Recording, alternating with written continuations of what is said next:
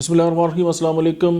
आज हम बात करेंगे कि ऐसा डायरिया जो किसी भी दवा से ठीक ना हो, उसका होम्योपैथी का कौन सा फार्मूला है जो हम घर बैठे जो हैं वो अपने लिए इस्तेमाल कर सकते हैं और अपने जो इर्द गिर्द के लोग उनके लिए इस्तेमाल कर सकते हैं।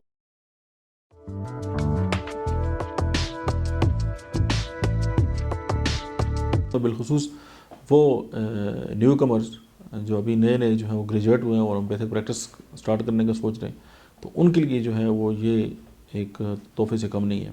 सबसे पहले होम्योपैथी की एक दवा है पोडोफाइलम। सेकंड जो मेडिसिन है वो है आर्सेनिक एल्बम और तीसरी जो है वो है वोरेट्रम एल्बम।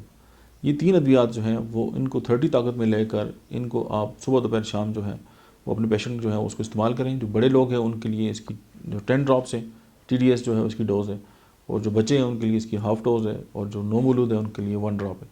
तो ये अद्वियात ऐसी हैं कि जो डायरिया जो है वो किसी भी दवा से जो कि काबू में ना आए, वो इन अद्वियात के साथ आ जाता है। और अगर आप इसको थोड़ा सा और बेहतर करना चाहते हैं तो होम्योपैथी की एक दवा है कुर्ची मदर टिंचर। वो मदर टिंचर इस्तेमाल आप करें 15-15 कतरे 3 टाइम। आपके इस हवाले से जितने पेशेंट हैं 90% आपके पेशेंट जो है वो क्योर होना स्टार्ट हो जाएंगे। और उसके अलावा अगर आप मरीज़ की जो इनफरादियत है उसके मुताबिक दवा जो है वो दे सकते हैं। तो डायरिया के वाले से एक होम्योपैथी का मुजरब नुस्खा था जो मैं पिछले 23 साल से इस्तेमाल कर रहा हूँ, वो मैंने आपकी खिदमत में पेश किया। Thank you very much.